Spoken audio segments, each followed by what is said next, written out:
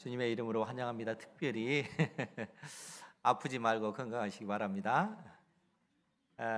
어제 우리 전지훈 자매한테 전화를 해보니까 예, 둘째 낳았잖아요.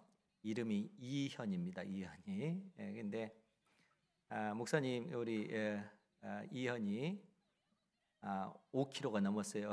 그렇게 이제 두 남자아이를 키우려면 얼마나 힘들겠어요. 그런데 그래도 이제 5kg가 넘었다고 그렇게 쑥쑥 자란다고 이렇게 자랑하는 듯한 그런 느낌을 받았습니다. 근데 이제 아이들이 크면서 그렇게 이제 늘상 안 아프고 건강한 것만 아니고 또 아픈 경우도 많이 있죠. 지난주에 보니까 우리 황이서 이서 있어요.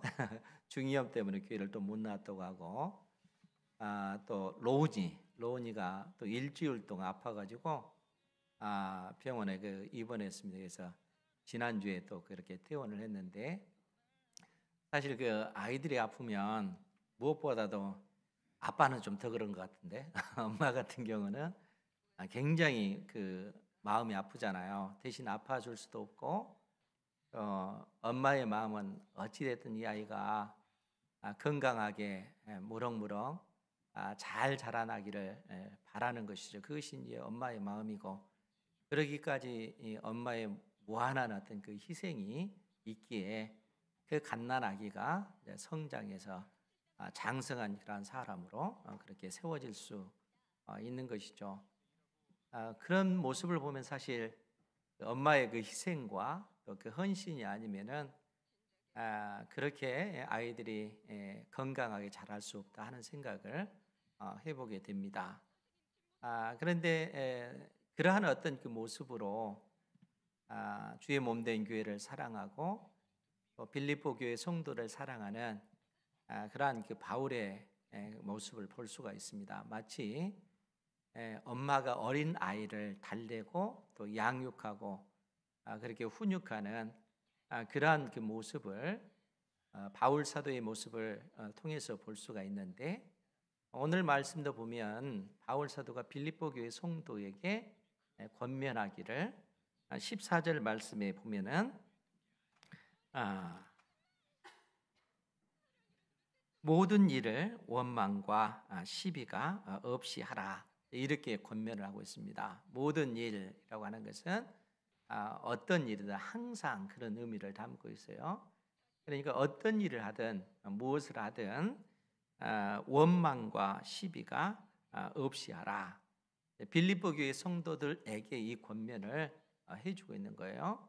그러니까 교회 밖의 사람들에게 하는 얘기가 아니라 예수 그리스도를 믿는 하나님의 자녀인 성도들에게 이 말을 해주고 있습니다. 왜 그런가 하면은 빌립보 교회 성도들 안에 서로 원망하고 또 시비하는 이러한 문제가 있기 때문에 그런 것이죠.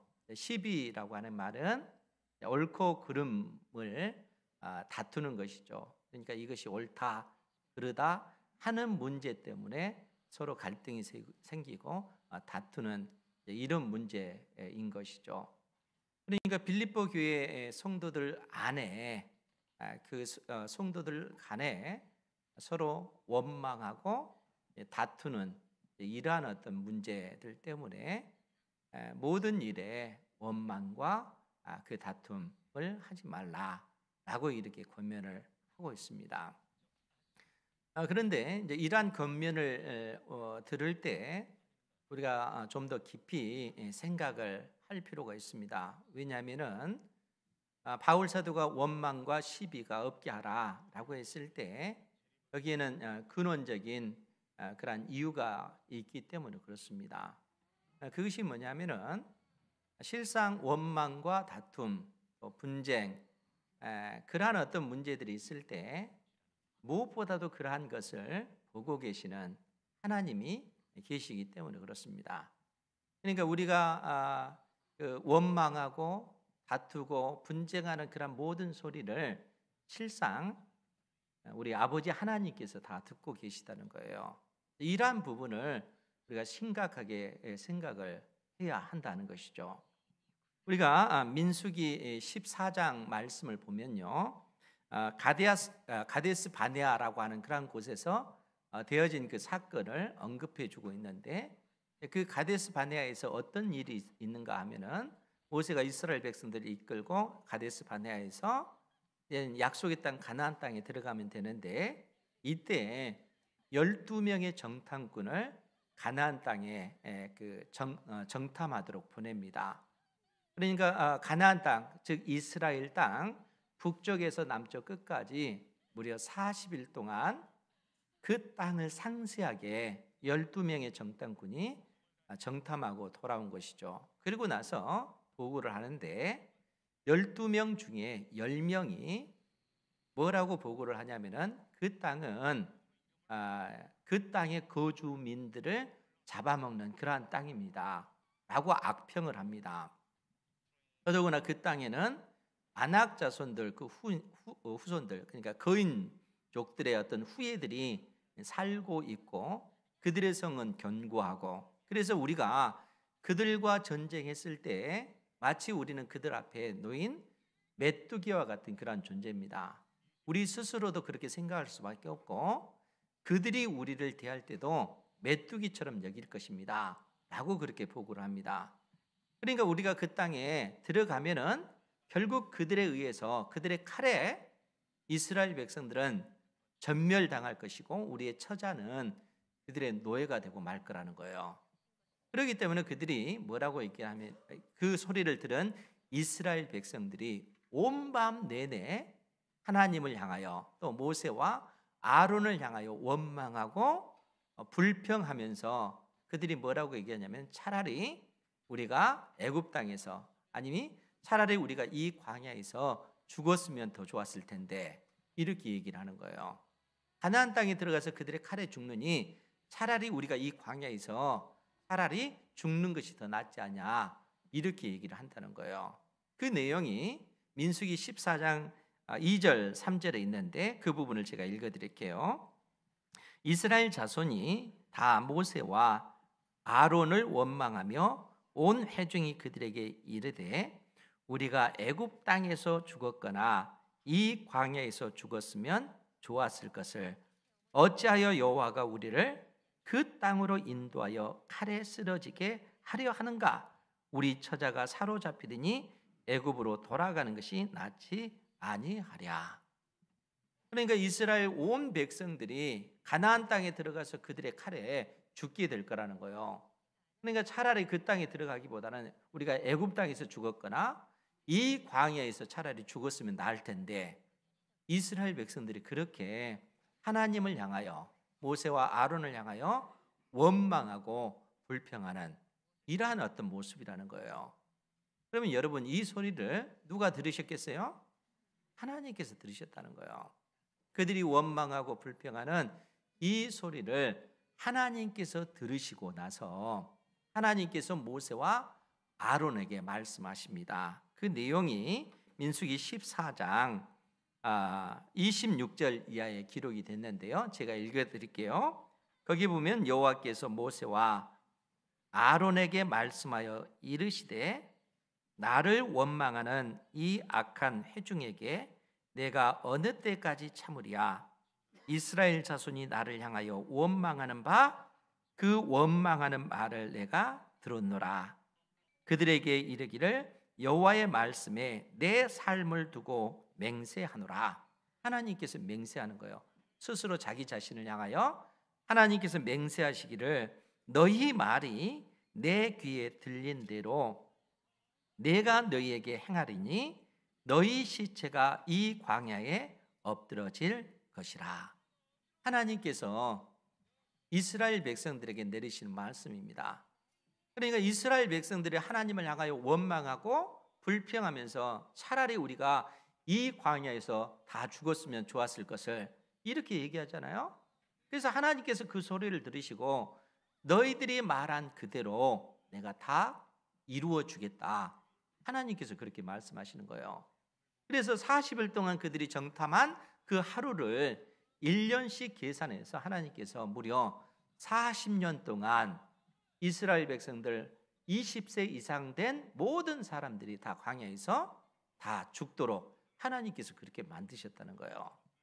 그러니까 우리가 믿음의 삶을 살아간다고 하면서도 하나님 앞에서 원망하고 불평하는 그러한 소리를 실상 우리 하나님께서 다 듣고 계시다는 거예요.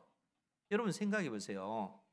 우리가 원망하고 불평하는 그대로 하나님께서 다 이루어 주신다면 그게 얼마나 무섭겠어요? 우리가 함부로 하나님을 원망하고 불평할 수 있겠어요? 그럴 수는 없는 것이죠.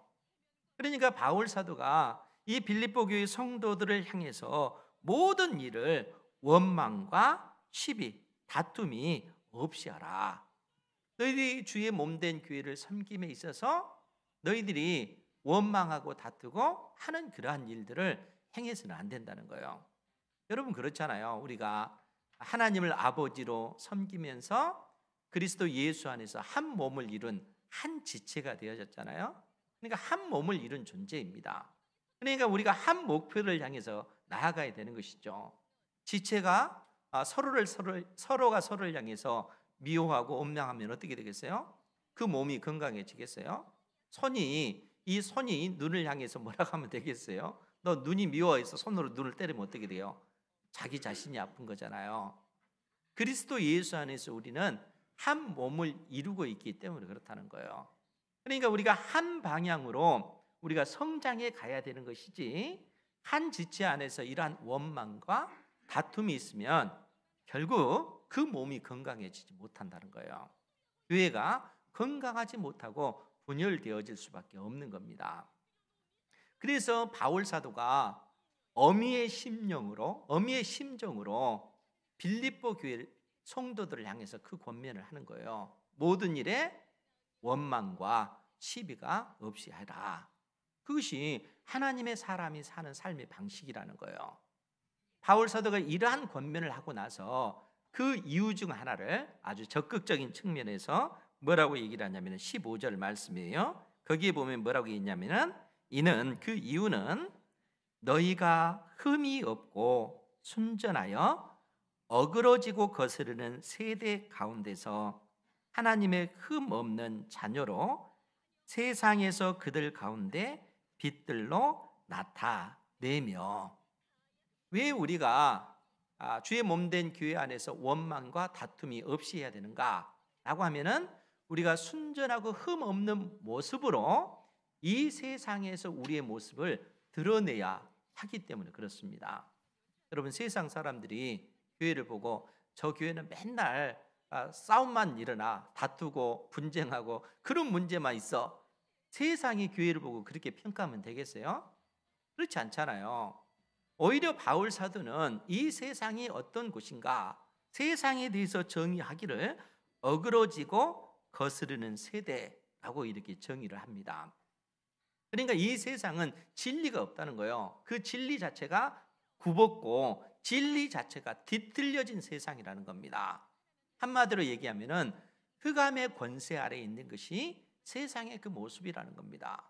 그러면 이 흑암의 권세 아래에 있는 이 세상 속에서 교회가 어떤 모습으로 서야 되겠어요? 그 흑암 속에 교회만이 그 빛을 발하는 그러한 모습으로 서 있어야 되겠죠. 그래서 바울 사도는 이 어그러지고 거스르는 세대, 이 흑암의 그 어떤 그 권세 아래에 있는 이 세대 가운데서 우리는 하나님의 흠 없는 자녀로서, 빛의 자녀로서 진리의 그 빛을 드러내는 그러한 삶을 살아야 된다는 거예요. 여러분 칠흑 같은 그 어둠 경험해 보신 적 있어요? 요즘 하도 그냥 뭐 한밤에도 전기불 때문에 화나니까 그 칠흑 같은 밤을 경험하기 어렵잖아요. 더더구나 도심에서는 그런 어둠을 경험할 수가 없습니다. 근데 예전에 제가 20대 때 시골에 살 때요, 그야말로 칠흑 같은 그런 밤이 있습니다. 그러니까 1m 앞도 보이지 않는, 그러니까 길이 있는데 길이 어디인지 알지 못하는 그런 어떤 칠흑 같은 그런 밤이 있어요. 그러니까 그런 그 한밤 중에, 그런 칠흑 같은 밤에 밤하늘에 별이 하나 탁 반짝이면 어떻게 되겠어요? 엄청난 빛을 발하는 거예요.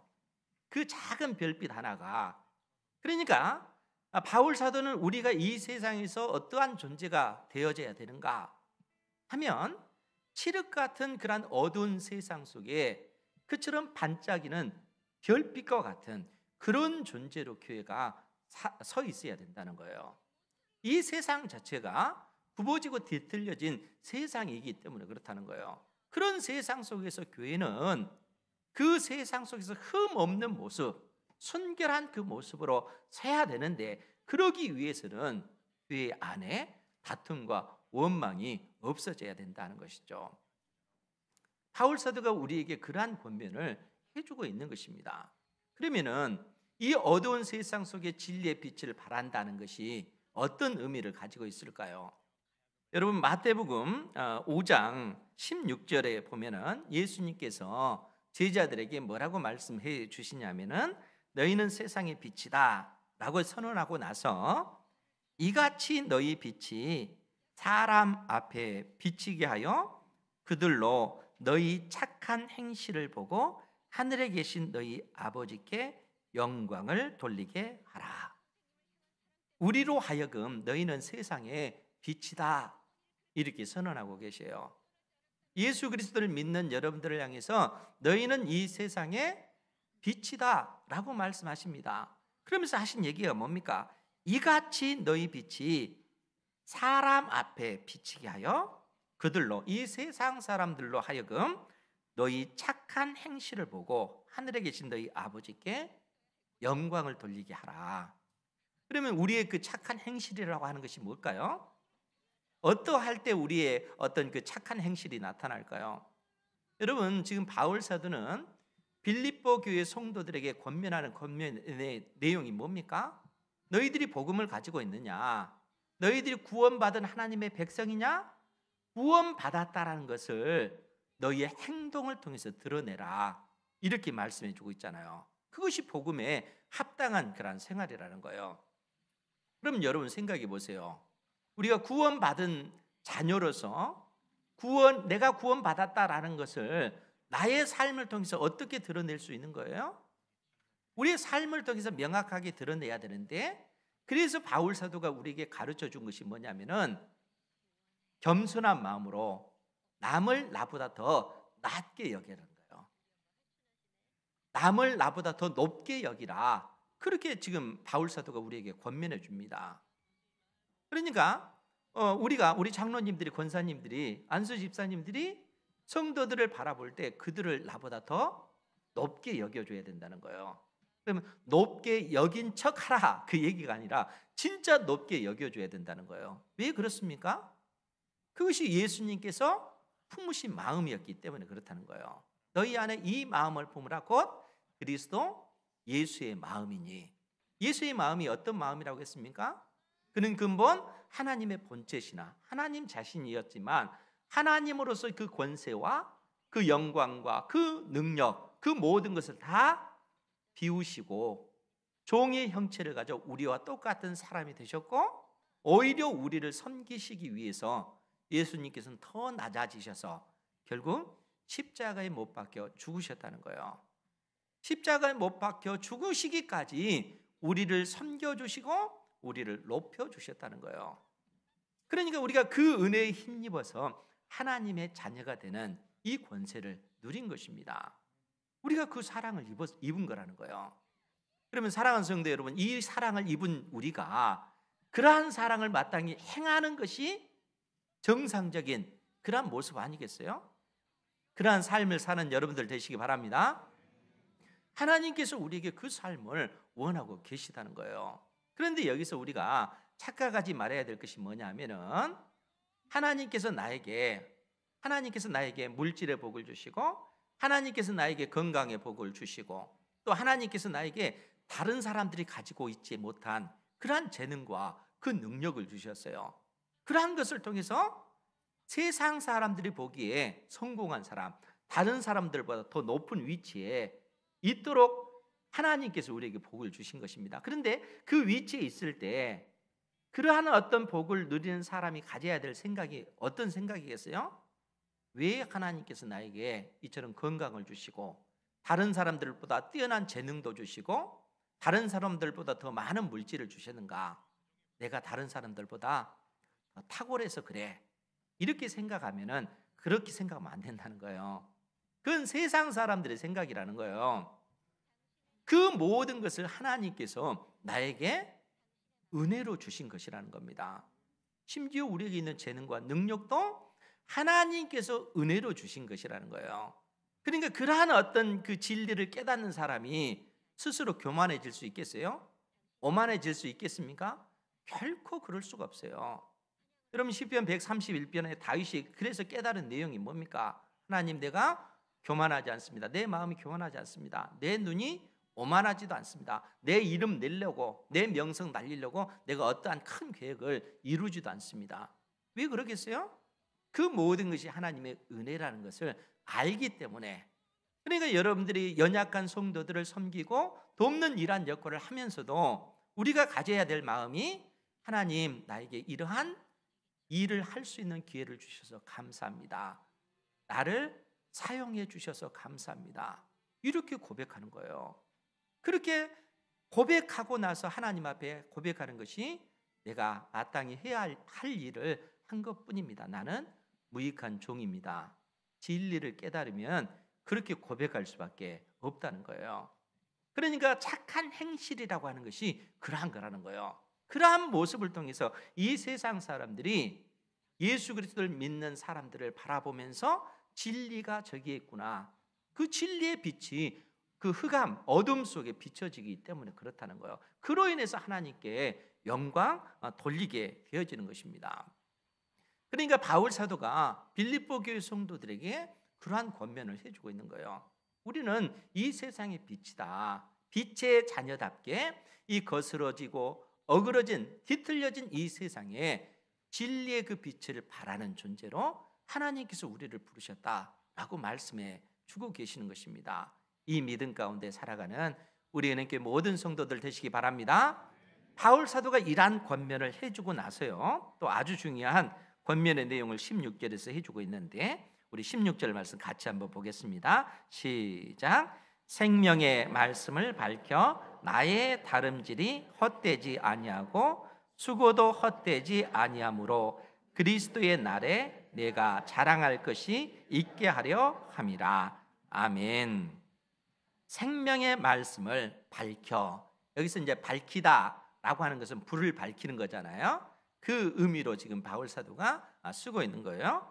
그런데 이제 불을 밝히다, 어두운 세상 속에 불을 밝히는데, 이 불을 밝히는 그 용도가 뭐냐면은 생명의 말씀을 밝혀, 이렇게 얘기하고 있어요. 그러니까 하나님의 말씀으로 이 어두운 세상을 밝혀야 된다라는 얘기입니다. 왜 이런 얘기를 해주겠어요? 하나님의 말씀만이 진리이기 때문에 그렇습니다. 그러니까 이 세상에는 상대적인 그런 진리들은 많이 있어요. 진리들이 많죠. 또 하나님께서 내신 어떤 자연의 이치, 그 법칙 속에도 하나님께서 이 고정화시킨 절대적인 그런 진리가 있습니다. 해가 동쪽에서 떠서 서쪽으로 지는 거, 불변하는 그런 그 진리잖아요. 물이 위에서 아래로 흐르는 것, 하나님께서 내신 그 원리와 그 법칙이 그렇습니다. 이건 다 진리죠. 그런데 이 세상 사람들이 알지 못하는 참된 진리가 있죠. 그 진리는 하나님의 말씀을 통해서만이 알 수 있다는 거예요. 말씀을 통해서 하나님이 계시다는 것을 아시고, 말씀을 통해서 하나님께서 온 세상을 창조하셨고 우리 인생을 지으셨다는 것을 우리는 압니다. 하나님의 말씀을 통해서 사람이 죄인이고 이 죄의 삭시 사망이다 하는 것을 말씀을 통해서만 알 수가 있어요. 세상의 어떤 이치나 그 원리로는 이 죄의 문제, 죽음의 문제는 결코 깨달을 수가 없어요. 세상 사람은 이 진리를 결코 가질 수가 없다는 거예요. 하나님의 특별 계신 말씀을 통해서만이 우리는 이 진리를 갖게 되어지는 것입니다. 그러니까 바울 사도는 생명의 그 말씀을 밝히라, 이 어두운 세상에 그 말씀을 밝혀야 된다라고 그렇게 이야기합니다.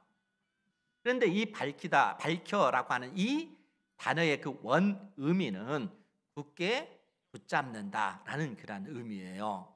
그러니까 이 말씀은 지금 바울 사도가 빌립보 교회 성도들을 향해서 너희들이 이 생명의 말씀을 견고하게 붙잡아야 된다라고 얘기를 해요. 그러니까 하나님의 말씀을 붙잡고 우리가 좌로나 우로나 치우치지 아니하고 믿음의 삶을 살아가는 것이 우리가 장성한 하나님의 사람으로 성장해 가는 그 길이라는 거예요. 여러분, 바울 사도가 에베소서 3장 말씀을 통해서 에베소 교회 성도들을 위해서 바울 사도가 간절히 기도하는 그 기도의 내용이 뭐냐면은 우리의 속사람을 능력으로 강건하게 하시며 이렇게 기도를 해요. 그러니까 바울 사도가 에베소 교회 성도들에게 진리를 가르쳐주고 그들을 위해서 기도할 때 아버지 하나님, 에베소 교회 성도들이 그들의 그 속사람이 능력으로 하나님께서 주시는 그 능력으로 강건하게 해주십시오. 그 강건하게 해달라는 것은 우리 마음이 좌로 우로 흔들리지 않게 해달라는 거예요. 오직 하나님의 말씀을 의지하여 좌로나 우로나 흔들리지 않도록 그렇게 해달라는 거예요. 왜냐하면은 사람의 마음은 갈대와 같아서요, 오늘 이처럼 결심을 했는데도 그 다음날 보면은 흔들리는 것이 우리의 그 마음이기 때문에 그래요.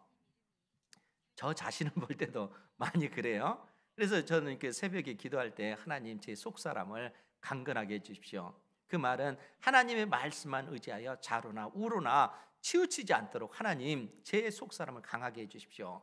그리고 우리 은행교회 성도들의 그 마음도 하나님 그처럼 강건하게 해주십시오. 왜냐하면 하나님의 그 말씀을 의지하여 좌로나 우로나 치우치지 아니할 때 우리가 장성한 사람으로 성장해 가기 때문에 그렇습니다.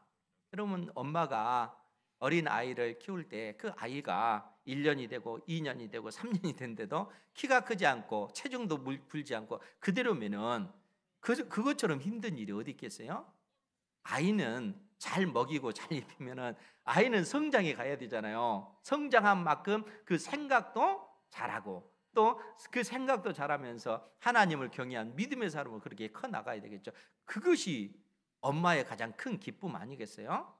바울 사도가 빌립보 교회 성도들을 향해서 바라볼 때 그런 마음이라는 거예요. 우리 하나님께서 여러분들을 대할 때도 그러한 모습이라는 거예요. 계속 여러분들의 신앙이 자라나서 이제는 더더욱 견고해지는 그러한 사람으로 서 나가야 되겠죠. 11월 단풍 가기 전에 단풍 구경 가야지 주일 빼먹고 그렇게 가는 것보다 아무리 단풍이 아름다워도 하나님께서 기뻐하시는 그 길을 선택하잖아요. 공동체가 한마음 한뜻으로 하나님을 예배하는 그 길에 서야지, 이런 생각을 가져야 되죠. 그것이 장성한 사람의 그런 모습이라는 거예요. 그러니까 바울 사도는 그 어미의 심정으로 빌립보 교회 성도들을 위해서 그처럼 기도하고 있는 거예요. 우리 주님께서 여러분들을 위해서 그처럼 기도하고 계시는 줄 믿으시기 바랍니다. 스스로 여러분들이 성장하기 위해서 힘쓰셔야 된다 하는 거예요. 바울 사도가 이러한 권면을 하고 나서 뭐라고 얘기를 하냐면은 16절 말씀 다시 한번 볼게요. 생명의 말씀을 밝혀 나의 다름질이 헛되지 아니하고 수고도 헛되지 아니하므로 그리스도의 날, 즉 이 땅에 우리 주님께서 재림하실 그 날에 내가 자랑할 것이 있게 하려 함이라. 바울 사도의 간절한 그 소망이 뭐겠어요? 바울 사도의 가장 큰 기쁨은 그가 복음을 전하고 그 복음을 통해서 구원받은 하나님의 백성들이에요. 그러니까 빌립보 교회 성도들을 향해서도 빌립보서 4장 2절 말씀에 뭐라고 얘기했냐면은 나의 기쁨이요 면류가 아닌 사랑하는 자들아, 이렇게 칭해요. 그러니까 이 땅에 우리 주님께서 재림하실 때 바울 사도가 그 얻게 된 그 면류관이 뭐니까라고 했을 때는 예수 그리스도를 믿는 그러한 하나님의 그 자녀들, 바울 사도가 복음을 전해서 구원받은 그들이 바울 사도가 얻게 될 면류관이라는 거예요. 그러니까 바울 사도는 그의 전 인생을 그 예수 그리스도의 복음을 증거하는 일에 힘썼고 복음을 받아들인 그러한 사람들이 이제는 예수 그리스도 안에서 계속 성장해 가기를 간절히 바랬다는 거예요. 그러니까 그처럼 성장하게 되도록 하기 위해서 지금 바울 사도는 나의 다름질이 헛되지 아니하고 수고도 헛되지 아니하므로 그리스도의 날에 내가 자랑할 것이 있게 하려 함이라. 너희들이 성장하는 거, 그것이 내가 이 땅에 우리 주님께서 재림하실 때 내가 얻게 될 그 면류관이다, 나의 기쁨이다, 이렇게 이야기하고 있다는 거예요. 그러니까 여러분들이 예수님 믿고 성장해 가는 것은 정말 하나님께서 얼마나 기뻐하실 일인가 여러분들이 생각을 하셔야 된다는 거예요. 우리는 성장해야 됩니다. 여러분들이 예수 그리스도를 믿고 구원을 받았다면 구원받은 증거를 여러분들의 삶을 통해서 드러내야 되는 거예요. 여러분들의 입술로 고백해야 되고 여러분들의 행실로 그렇게 고백을 해야 돼요.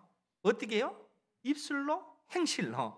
그것은 내 연약한 형제를 돕는 거예요. 세워주는 거예요.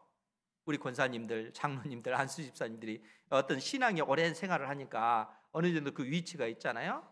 그러다가 신앙생활을 초기에 있는 그러한 사람들은 그 실수도 많이 하고 또 그 분냄도 많이 하고 그렇게 하잖아요. 그걸 보면서 아니 신앙생활하면서 아직도 저런 모습이면 어떡해, 이렇게 비판하기보다는 아 나도 저 때는 저랬어, 이렇게 이해하는 것이죠. 그리고 그 사람이 일어설 수 있도록 돕는 역할을 해주는 거예요. 주님께서 나를 사랑하셨듯이 그 사랑으로 품어주는 겁니다. 이러한 사랑을 하는 우리 은행교회 모든 성도들 되시기 바랍니다. 예수 그리스도 안에서 그래서 우리가 한 마음 한 뜻을 품어야 된다는 거예요. 이것이 바울 사도가 정말 그의 생명을 들여서까지 헌신했던 그러한 이유라는 거예요. 수많은 믿음의 그 선배들이 우리에게 복음을 전해줄 때 우리가 이 복음을 받고 그처럼 성장해 가기를 그러한 믿음의 그 선배들이 원하고 계시고 무엇보다도 우리 하나님께서 그러한 삶을 살기를 원하고 계시다는 겁니다. 이러한 삶을 사시기 바랍니다. 그런 고백을 하고 나서 바울 사도가 뭐라고 얘기하냐면은 17절 말씀이에요. 만일 너희 믿음의 제물과 섬김 위에 내가 나를 전제로 드릴지라도 나는 기뻐하고 너희 무리와 함께 기뻐하리니 이와 같이 너희도 기뻐하고 나와 함께 기뻐하라. 나와 같이 기뻐하라. 여러분 이 말씀의 의미가 뭐겠어요? 만일 너희 믿음의 제물, 너희 믿음의 제물과 섬김, 그러니까 우리 믿음의 제물과 섬김, 이것이 뭐겠어요? 여러분 이 제물이라고 하는 것은 구약 시대 때 하나님의 택한 자녀들이 하나님 앞에 짐승을 잡아서 제물로 드리잖아요. 그런데 이 나의 믿음의 그 제물과 섬김은 보다 구체적으로 말한다면은 하나님 앞에 번제로 드리는 제사입니다. 번제라고 하는 것은 짐승을 몽땅 태워서 하나님 앞에 드리는 거예요. 그런데 이 번제를 드릴 때 그냥 번제만 드리지 않고 그 위에 추가되어지는 것이 전제로 드린다라는 거예요. 전제라고 하는 것은 이 포도주 있잖아요. 포도주를 그 위에 그 제물에 뿌리지 않고 이 번제단 벽에 그 포도주를 붓습니다. 근데 이제 보통 약 900ml 정도, 그러니까 1.8리터 큰 콜라 있잖아요. 그 반절 정도의 그 포도주를 이 번제단에 그렇게 붓는 거예요. 그러면 이 포도주를 붓는 의미가 뭐겠어요? 그것은 이 포도주 자체가 붉은색이잖아요. 그러니까 지금 바울 사도가 너희 믿음의 제물과 섬김 위에 내가 나를 전제로 드릴지라도, 즉 이 말은 빌립보 교회 성도들이 구원받은 하나님의 백성답게 구원의 어떤 그 표로서 그들의 말과 그들의 그 행실로서 철저히 섬기는 그러한 삶을 살라는 거예요. 장성한 믿음의 그 분량을 가진 사람처럼 그렇게 너희들이 말하고 행동을 해라. 서로 분쟁하고 다투고 원망하는 것이 아니라, 그 삶이 아니라 서로가 격려해주고 위로해주고 섬기는 그러한 삶을 살아라. 너희들이 그러한 삶을 살도록 하기 위해서 지금 바울 사도가 내가 그 위에 전제를 붓는다, 내 생명을 붓는다, 그 얘기예요. 붉은 것 자체가, 붉은 포도주 자체가 그 피를 의미하잖아요. 그러니까 바울 사도의 그 모든 그 생명을 쏟아부어서 너희들이 그처럼 장성한 그러한 믿음의 사람으로 성장해 가기를 원한다. 왜냐하면은 그렇게 해야만이 이 세상 사람들이 너희들을 보고 하나님이 살아계시구나, 하나님께 영광 돌릴 수 있기 때문에 그렇다는 거예요. 그리고 그렇게 그들이 살아야만이 바울 사도가 장차 이 땅에 우리 주님께서 재림하실 때 그들이 바울 사도의 그 기쁨이고 바울 사도의 그 면류관이 될 수 있기 때문에 그런 것입니다. 그러니까 바울 사도는 철저하게 이 땅에서의 그 삶의 모습이 그러한 모습이라는 거예요. 그리고 우리에게 그러한 삶을 살라라고 요구하고 계시다는 것이죠.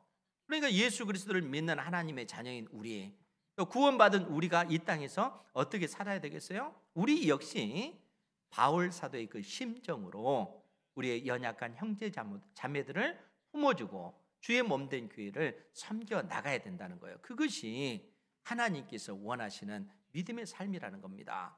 구원받은 하나님의 백성이라면 마땅히 우리가 그러한 삶을 살아가야 하는 것이죠. 그것이 하나님께 영광이 되기 때문에 그렇습니다.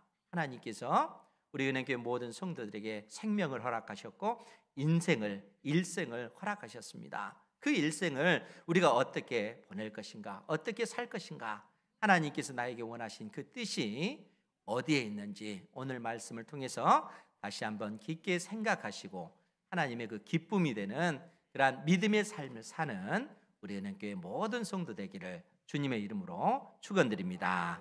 기도하겠습니다. 거룩하신 아버지 하나님, 귀한 생명의 말씀을 내려주셔서 감사드립니다. 이 말씀을 의지하여 저희들이 더더욱 장성한 믿음의 그 분량에 이르는 그러한 삶을 살아갈 수 있도록